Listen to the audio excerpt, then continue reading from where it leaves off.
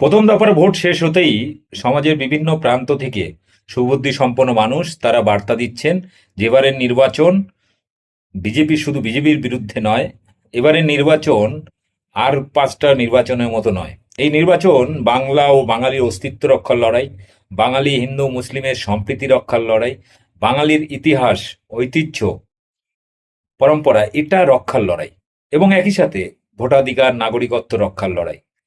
এবং সারা দেশে যেখানে যেখানে বিজেপি শাসিত রাজ্য রয়েছে সেখানকার মা বোনেরা ভিডিও বার্তা দিচ্ছেন বাংলার মানুষকে যে বিজেপির ভাওতাবাজিতে ভুলবেন না।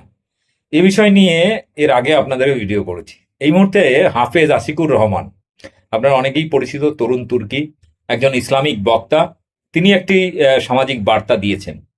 আগামী 29 তারিখ যে শেষ দফা ভোট রয়েছে তাতে আপনার আমার করণীয় কি, শুনুন তার বক্তব্য।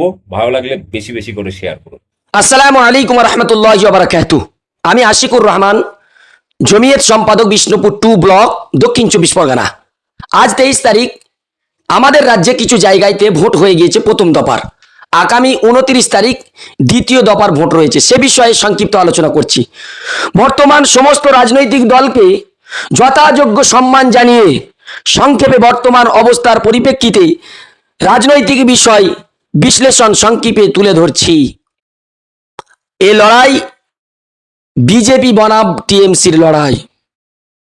মনে রাখবেন, এ লড়াই উন্নয়নের লড়াই তো বটেই, তার সাথে সাথে বাংলার দুশ্মন, মুসলমানদের দুশ্মন তথা সারা ভারতবাসীর দুশ্মন, এই সম্প্রীতি নষ্টকারী সাম্প্রদায়িক শক্তির বিরুদ্ধে আমাদের লড়াই, বিজেপির বিরুদ্ধে লড়াই।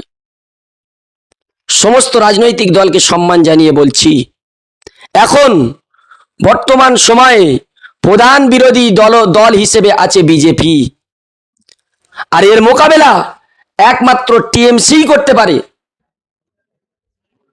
প্রাণের বন্ধুরা, সুবুদ্ধি সম্পূর্ণ মানুষদের আমি দৃষ্টি আকর্ষণ করছি, অন্যান্য রাজনৈতিক দলেরা তারা এ পর্যায়ে আসতে পারেননি যে তারা বিজেপির বিরুদ্ধে লড়াই করবে।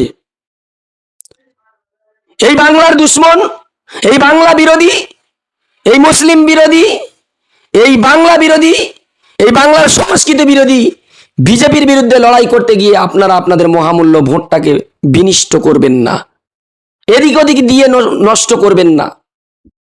অতএব আপামর জনতাকে, আপামর মানুষদেরকে আমি আহ্বান জানাচ্ছি যে আপনারা প্রত্যেকে শাসক দলের পাশে থাকুন। কেন?